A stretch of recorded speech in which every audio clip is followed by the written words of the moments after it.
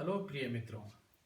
इस वीडियो को आरंभ करने से पहले मैं आपको बताना चाहूँगा कि मेरा आज का वीडियो मेरे दूसरे वीडियो की तुलना में थोड़ा लंबा होने वाला है, क्योंकि आज मैं इस पवित्र सप्ताह के 3 मुख्य दिनों की बात करने वाला हूँ।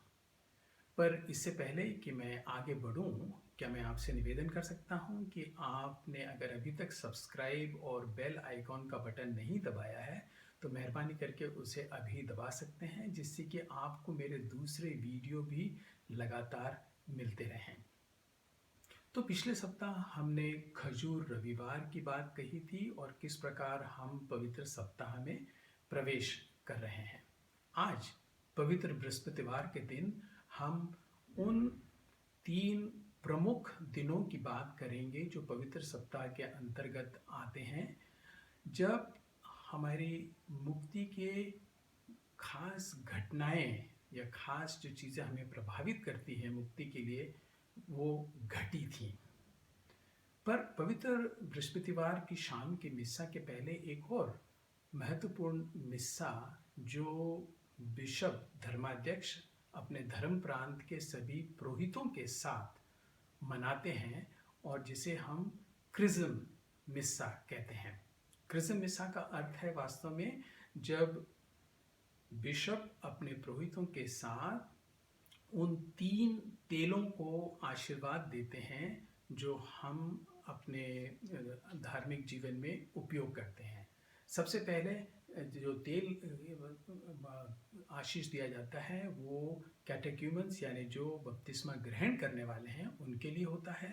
दूसरा तेल बीमारों के लिए होता है और तीसरा तेल वास्तव में जब हमें बपतिस्मा में या दृढ़ीकरण के समय या पुरोहित अभिषेक के समय जो मलन किया जाता है तेल से, उसकी आशीष होती है।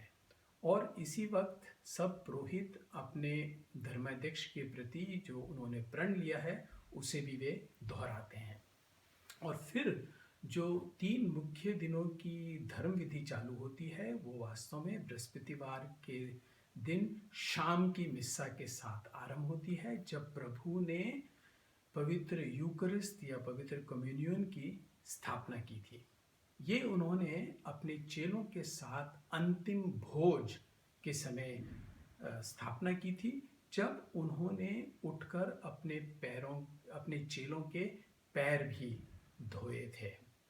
तो उस समय उन्होंने प्रभु यीशु क्रिस्त ने अपने चेलों को रोटी और दाखरस दी थी। वैसे तो दुनिया के कई महान संत हुए हैं या धर्म संस्थापक हुए हैं जिन्होंने अपनी शिक्षाएं या ग्रंथ अपने चेलों के पास छोड़े, जो चेले बाद में उन्हें दुनिया के अंदर दूसरों को भी बताते आए हैं।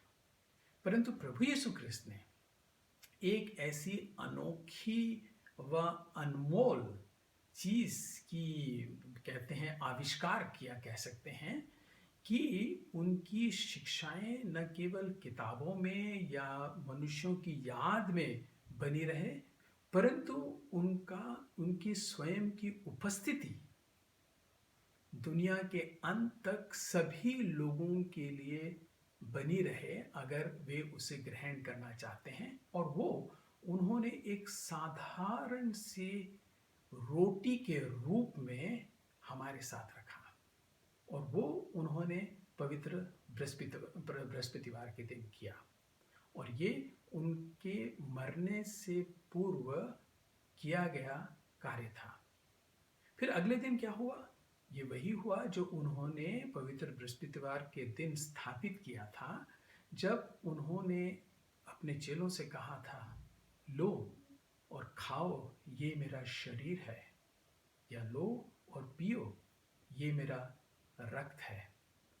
यानी कि जो 24 घंटे के अंतराल से भी पहले वो क्रूस पर अपना शरीर और आत्मा और रक्त गंवाने वाले थे, वो उन्होंने अपने चेलों को दिया कि ये तुम मेरी याद में हमेशा किया करो। और आज 2000 वर्ष बाद भी हम हर एक दिन मिस्सा बलिदान के समय उसी प्रभु यीशु ख्रिस्त के उस अंतिम भोज में छोड़े गए शरीर और रक्त का हम ग्रहण करते हैं। और यही बात उन्होंने पवित्र शुक्रवार के दिन अपनी मृत्यु के पहले की। देखिए, प्रभु यीशु की मृत्यु कोई दुर्घटना नहीं थी। अगर वो चाहते तो इस मृत्यु को वो टाल सकते थे, और वास्तव में उन्होंने अपने पिता ईश्वर से प्रार्थना भी की थी कि अगर हो सके तो ये प्याला मुझसे हटा लें, परंतु नहीं। और वास्तव में उन्होंने जो एक शर्मनाक मृत्यु क्रूस पर सही, बहुत दुखदायी मृत्यु उन्होंने क्रूस पर सही, इसके पीछे भी एक उद्देश्य था। वो उद्देश्य था कि ईश्वर अपना प्रेम हमें इस हद तक बताना चाहते थे कि उन्होंने अपने स्वयं के पुत्र को नहीं बख्शा, उन्होंने अपने पुत्र की जान भी गंवा हम क्रूस पर चढ़ने के लिए अनुमति दे दी। यही है प्रेम की निशानी। वैसे जब प्रभु पृथ्वी पर भी थे तो उन्होंने ईश्वर का प्रेम लोगों तक बांटा, या तो उन्हें चंगा करके, या उन्हें बुरी आत्माओं से स्वतंत्र करके, या अलग अलग तरह से उन्होंने लोगों के पापों की क्षमा की और उनकी प्रेम को बांटा। पर उनका प्रेम उनकी मृत्यु के साथ गायब ना हो जाए या लोग भूल ना जाएं, इसलिए उन्होंने इस यूकरिस्ट या पवित्र कम्युनियन की स्थापना की कि लोग उस प्रेम को जो वो पृथ्वी पर लोगों को बांट रहे थे, वो लोगों के साथ जीवन के अंत तक बना रहे। ये ऐसा प्रेम था जो ना तो क्रूस पर मृत्यु और ना वो कब्र जिसमें उन्हें दफनाया गया था उसको रोक सकी। देखिए, बाइबल में लिखा है कि प्रेम मृत्यु से भी ज्यादा शक्तिशाली होता है। Love is more powerful than death. मृत्यु से भी ज्यादा शक्तिशाली प्रेम होता है।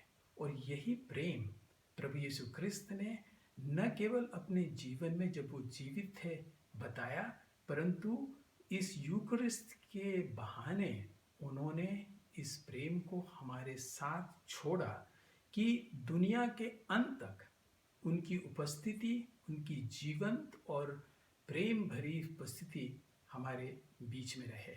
और यही होता है जब उनके पुनरुत्थान के समय ना तो वो कब्र उन्हें रोक पाई, जो भी कुछ उन्होंने अपने पूरे जीवन में किया या सिखाया, ये पूरा उस पुनरुत्थान के साथ एक हो जाता है।